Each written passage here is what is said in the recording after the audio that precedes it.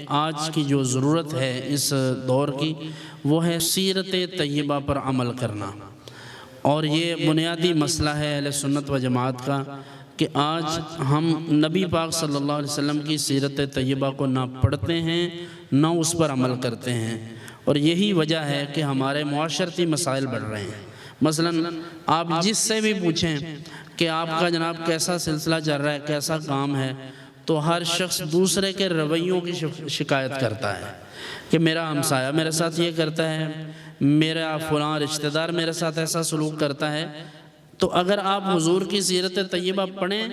تو آپ کے اندر یہ جذبہ بیدار ہوگا کہ ہمیں اسی طرح عمل کرنا ہے جس طرح حضور علیہ السلام عمل کرتے تھے۔ ام المومنین حضرت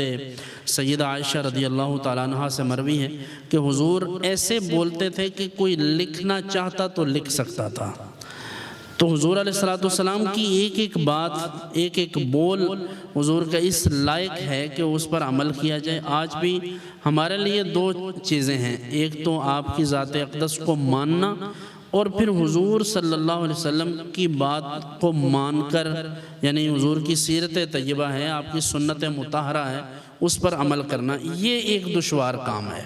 مثلا سمپل یہ کہہ دینا کہ ہم حضور سے محبت کرتے ہیں، یہ تو عام سی بات ہے، اس میں اتنی مشکل نہیں ہے، لیکن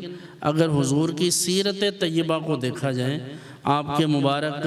طریقے کو دیکھا جائے، تو اس پر عمل کرنا یہ ہم پر لازم بھی ہے، لیکن یہ مشکل کام بھی ہے۔ جیسے صحابہ کرام علیہم الرضوان کو دیکھیے، ایک طرف بیٹھ کر سیدنا حسان ابن ثابت یا دیگر جیسے عبداللہ ابن رواحہ ہیں رضی اللہ عنہما، یہ حضور کا شعر بھی لکھتے ہیں، یعنی آپ کی شان میں آپ کی تعریف بھی کرتے ہیں، نعت بھی لکھتے ہیں، لیکن دوسری طرف کسی جنگ میں ضرورت پڑی تو اس جنگ میں بھی حضور کے ساتھ تشریف فرما ہیں۔ اسی طرح حضور صلی اللہ علیہ وسلم کی تعلیمات ہیں، سیدنا عبداللہ ابن مسعود ہیں، عبداللہ ابن عباس ہیں، یہ تمام صحابہ کو دیکھیں، یہ حضور کی تعلیمات کو لے کر پوری دنیا میں ان کا جو علم ہے وہ آج پھیلا ہوا ہے۔